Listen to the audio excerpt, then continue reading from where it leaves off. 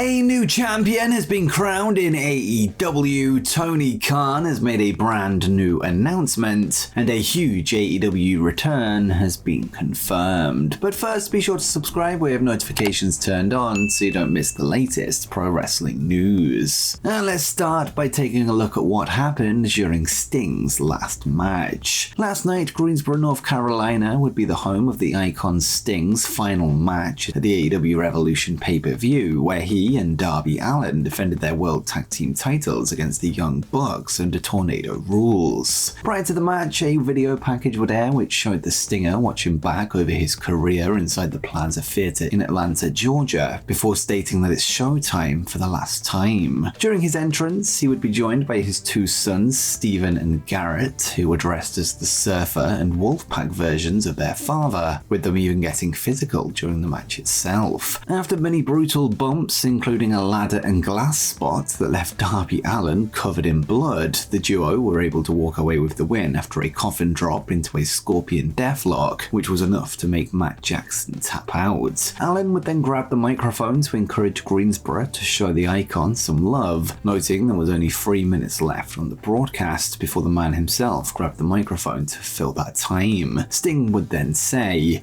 "Thank you, Greensboro. To be honest with you, I've been thanking you all since March of 1988. Nature Boy versus Sting, 45-minute draw for the world title. Thank you, Rick. Greensboro, you were incredible in 88 and beyond all the way to this very night. I've been saying in all kinds of interviews, I just want this to be a night that wrestling fans will not forget, a night of wrestling that will be etched in your mind for years to come. It is me that's saying that this is a night I'll never forget. Thank you, Greensboro. Yeah, this is definitely a time to give thanks for sure. Thank you to one of the greatest tag team partners I've ever had, Darby Allin. I wonder how many stitches this is going to require tonight. I knew from the very first time I saw Darby in action, he's a risk taker. I was a risk taker back in my young days, and you know what? I'm kind of old now, but I'm still a risk taker, especially if I'm here in Greensboro. I'm getting cues. Hold on."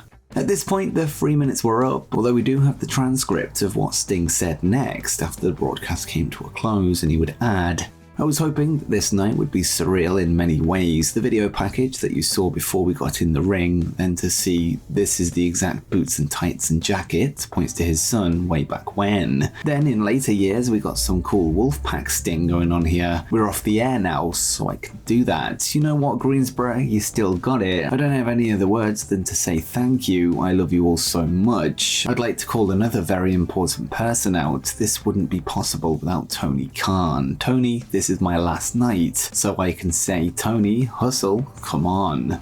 Tony Khan would then join Darby, Sting, and his sons in the ring before Allin joked that he was now going to go to the hospital real quick. This before Tony Schiavone delivered one last "It's Sting" line as the AEW roster applauded from the entranceway. After the show, Tony Khan would confirm that the AEW tag team belts have now been vacated and will soon be up for grabs in the tournament, with it also being confirmed that Darby Allin will soon step away from television to climb Mount Everest on March 27th. As for the AEW future of Sting following his in-ring retirement, he would confirm during the post-show press conference that Tony Khan has suggested that he stay on in a non-wrestling role, although he would rule out two possibilities, and Sting would say, "Tony has mentioned me staying on board in some form or fashion. We haven't really worked anything out there yet, but I'm sure we'll have some kind of conversation, and I'm saying maybe. We'll see what happens. I have no interest in being a manager or anything like that, or an agent. I don't want to do any of that kind of stuff. I'm not sure what I can offer."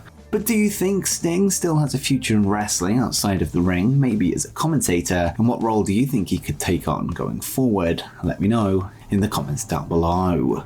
Next up, the first 2024 WWE Hall of Fame inductee has been announced. As is tradition, WWE will be inducting a class of new names into the Hall of Fame on WrestleMania weekend, with the official induction going down following SmackDown on the Friday night. With that said, Dan Gelston of the Associated Press has revealed the first name that will be honored this year, this being Paul Heyman, before the news was confirmed by WWE Chief Content Officer Triple H. Triple H would pay tribute to Heyman's contributions to the wrestling business on X and would write, He's been a promoter, a manager, an executive, a wise man, and now a WWE Hall of Famer. But as always, it's best to let him say it himself with a live microphone in Philadelphia. Heyman would make his way into the business as a photographer in the 70s as a teenager at Madison Square Garden, before going on to become a manager and eventual promoter with Extreme Championship Wrestling. The ECW Revolution would give birth to a whole new era of the industry, with this being the inspiration behind the Attitude Era, something that ultimately led to WWF winning the Monday Night Wars with WCW. It's safe to say that few names are more deserving for a spot in the Hall of Fame, with Heyman continuing to sit on the island of relevancy even today. But what do you make of the first inductee into the Hall of Fame 2024 class, and who do you think should induct Paul Heyman? Should it be somebody from ECW, maybe Tommy Dreamer or Rob Van Dam, or maybe even CM Punk? Let me know what you think in the comments down below. And we know it's not going to be Brock Lesnar. And next, a new champion has been crowned in AEW. Last night's AEW Revolution pay-per-view would feature 6 championship matches in total, with all but one seeing the current champion leaving with their title. As mentioned, Sting and Darby Allin would retain their belts, albeit belts that are now vacant. This whilst Christian Cage overcame the challenge of Daniel Garcia to keep hold of his TNT title. Elsewhere, Eddie Kingston would finally earn the respect of Bryan Danielson after defeating him to hold on to his 3 belts. Timeless Toni Storm would extend her run as AEW Women's World Champion with a victory over Deonna Purrazzo. This as Samoa Joe toppled challengers Hangman Page and Swerve Strickland to walk away as still AEW World Champion. The Samoan Submission Machine is now set to face #1 contender Wardlow in the near future, who walked away as the winner of the All-Star Scramble match earlier in the night. Fightful have since reported that AEW World Title Challenger Hangman Page is set to take some time off from television, and that his status for last night's show was touch and go, with them adding that he might be away for a few months. This is seemingly linked to the undisclosed personal issues that were reported by Brian Alvarez on Wrestling Observer recently. With that said, it was during the bout for the AEW International Championship that saw a title change when Roderick Strong walked away as the winner of his match with Orange Cassidy, this before being joined by a returning friend. During the celebration with the Undisputed Kingdom, Kyle O'Reilly would make his way into the ring before embracing the new champion, this before being offered a faction t-shirt by Mike Bennett and Matt Taven, only for him to reject the offer. It seems that whilst O'Reilly remains tight with Strong, he's not so sure about the people that he's hanging around with. According to a report from Fightful Select, there was in fact some doubt as to if this return would ever happen in the first place, and at times AEW were operating under the assumption that Kyle would never wrestle again. The report also confirms that O'Reilly's longtime tag team partner Bobby Fish is not currently in contention for a return to AEW as it stands, somebody who is no longer under contract with the promotion. What do you make of the return of Kyle O'Reilly, and do you think he's going to join the Undisputed Kingdom? Let me know in the comments down below.